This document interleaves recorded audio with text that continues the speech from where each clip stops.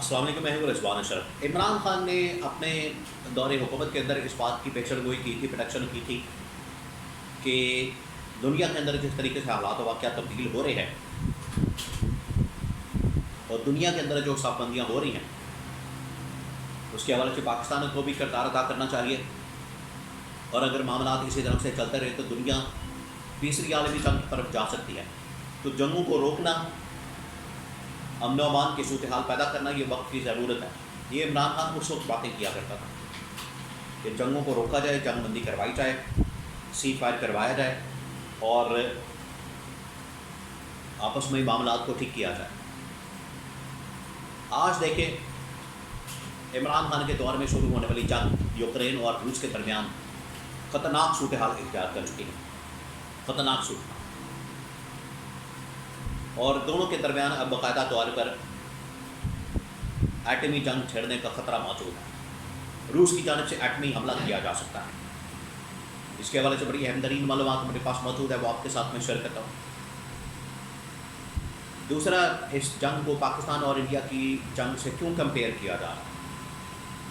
یہ جو روس اور یوکرین کے درمیان جنگ ہوئی ہے اس کو پاکستان اور انڈیا کے ساتھ کیوں کمپیئر کیا جا رہا ہے؟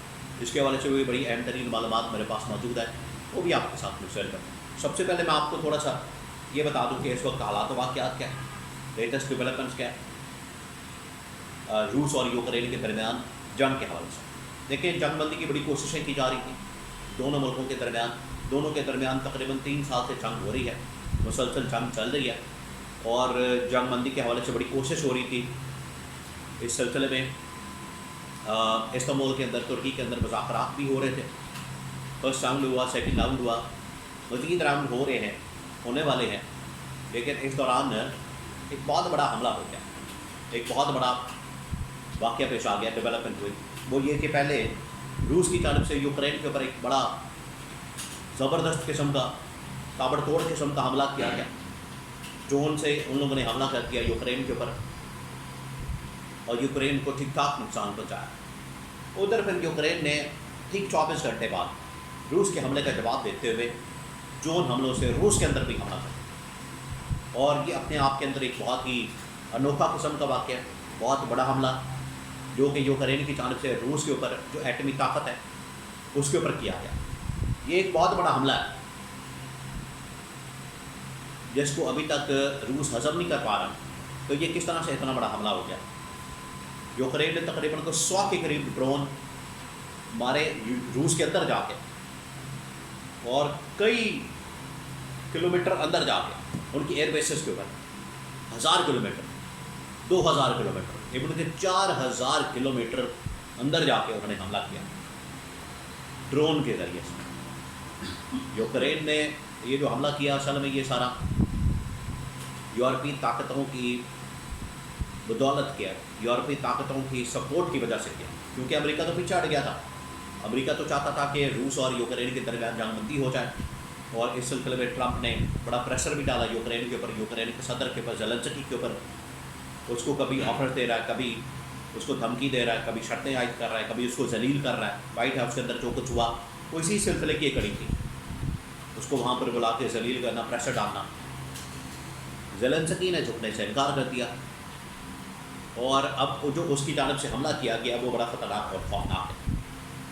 اب یہ جو یوکرین نے روس کے اوپر حملہ کیا ہے، اس کے بعد روس نے تیاری کر لی ہے، اور خبروں کے مطابق وہاں پر سیکورٹی کی ہنگامی میٹنگ بھی کال کی گئی، ہنگامی میٹنگ بھی ہوئی ہے، جس کے اندر روس نے یوکرین کے اوپر منہ توڑ جواب دینے کے لیے ایٹمی حملے تک جانے کا بھی فیصلہ کیا۔ یہ بڑا خوفناک مرحلہ ہے۔ اب اس سچویشن کو کمپیئر کیا جائے پاکستان اور انڈیا کے سچویشن کے ساتھ، اس کے ساتھ کمپیئر کیا جا کہ جس طریقے سے پاکستان انڈیا کے درمیان یہ معاملہ ہوا، بالکل اسی طریقے سے یہ یوکرین اور روس کے درمیان لڑائی ہو رہی ہے۔ لیکن پاکستان اور انڈیا جو ہے یہ اصل میں 2 ایٹمی طاقتیں ہیں، اور ان کے مسائل کافی پرانے ہیں، معاملات کچھ اور ہیں۔ روس اور یوکرین کے درمیان ذرا ڈفرینس ہے۔ یوکرین ایٹمی طاقت نہیں ہے، یوکرین ایک چھوٹا ملک ہے روس کے مقابلے میں، اور روس ایک ایٹمی طاقت ہے، اور ان کے درمیان لڑائی بھی تقریباً کافی پرانی ہے، لیکن یہ 3 سال سے تو مسلسل جنگ ہو رہی ہے۔ اب یہ جنگ بڑے خطرناک موڑ کے اوپر آ گئی، اور جس کی وجہ سے یوکرین کے پیچھے تمام جو یورپین طاقتیں وہ کھڑی ہو گئی، اور انہوں نے یوکرین کے اس حملے کو بالکل ٹھیک کہا۔ انہوں نے کہا کہ بڑا زبردست کام کیا۔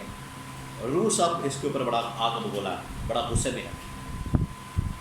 یہ جو ڈرون وارفیئر ٹیکنالوجی استعمال کی جا رہی ہے آج کی دنیا میں، آج کے دور میں، یہ اب ایک لیٹسٹ ٹیکنالوجی کے طور پر استعمال ہو رہی ہے۔ پاکستان نے بھی استعمال کی، پاکستان انڈیا کے درمیان جنگ میں بھی انڈیا نے بھی ڈرون حملے کیے، پاکستان نے بھی ڈرون حملے کیے۔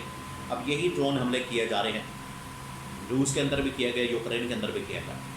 لیکن جو یوکرین نے کیا حملہ، اس سے یہ کہا جا رہا ہے کہ تقریباً 8 سے 10 ارب ڈالرز کا نقصان کیا ہے روس کا۔ ان کے جنگی طیارے، ایسے جنگی طیارے جو کہ ایٹمی بم لے جانے کی صلاحیت رکھتے ہیں، بمبار طیارے، میزائل بمبار، ایٹمی بمبار طیارے، تقریباً 40 سے 50 طیارے، لڑاکا طیارے تباہ و برباد کر دیا، بیسس کے اوپر حملہ کیا اور 8 سے 10 ارب ڈالرز کا نقصان کیا۔ یہ خوفناک حملہ، یہ اب روس کے لیے امتحان ہے کہ روس اب اس کا جواب کیسے دے گا، اور جواب آئے گا۔ جواب اب روس دے گا، اس کے بغیر یہ گزارا نہیں ہوگا۔ یا تو ان کے ایئر بیسز کے اوپر حملہ کرے گا ڈائریکٹ، اور یہ میزائلوں سے حملہ ہو سکتا ہے، ایٹم بم بھی مارا جا سکتا ہے، میزائلوں سے حملہ کیا جا سکتا ہے، ان کے تمام کے تمام جو فوجی تنصیبات ہیں، انسٹالیشنز ہیں، ایئر فورس کی، آرمی کی، ان کو نشانہ بنایا جا سکتا ہے۔ یہ میں آپ کو بتا رہا ہوں، جو ہنگامی میٹنگ کال کی گئی ہے اس کے اندر یہ فیصلہ کیا گیا کہ پہلے تو ان کی جتنی فوجی انسٹالیشنز ہیں ان کو ٹارگٹ کیا جائے، ایون کہ ان کی جو شخصیات ان کو ٹارگٹ کیا جائے۔ آپ دیکھیے اس حملے کے بعد یوکرین کی جتنی ٹاپ لیڈرشپ ہے، آرمی چیف، صدر، بڑے ٹاپ لیول کے سیکورٹی کے لوگ، انٹیلیجنس کے لوگ، ان سب کو بالکل نامعلوم مقام پر منتقل کر دیا گیا، چھپا لیا گیا، تاکہ ان کو نشانہ نہ بنایا جا سکے، ان کو ٹارگٹ نہ کیا جا سکے۔ تو یہ حالات بن گئے ہیں۔ لیکن روس جواب دے گا، ملٹری انسٹالیشنز کے اوپر حملہ کرے گا، اور بڑا تگڑا قسم کا جواب دے گا۔ جواب دیے بغیر اب گزارا نہیں ہے روس کا، کیونکہ روس کی اب سروائیول کا مسئلہ پیدا ہو گیا۔ جواب دے گا تو سروائیو کر سکتا ہے، نہیں دے گا تو ذلیل ہوگا پوری دنیا کے اندر۔ اس وجہ سے یہ جواب آئے گا روس کی جانب سے، اس نے فیصلہ کر لیا ہے، اور یہ جواب جو ہے پھر پوری دنیا کو تیسری عالمی جنگ کی طرف گامزن کرتے ہیں، اور یہ ایٹمی جنگ چھڑنے کے خطرات بھی پیدا ہو چکے ہیں۔